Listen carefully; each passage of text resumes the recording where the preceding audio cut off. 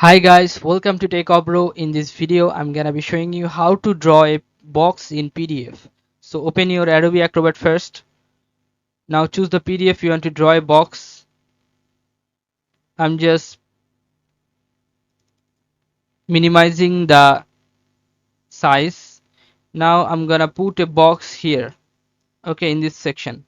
So what I'm gonna do is click on Tools on top this option. Then you'll find here Comment.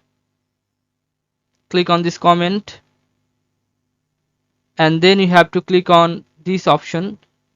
You can see here the right click on this, and you have to choose rectangle.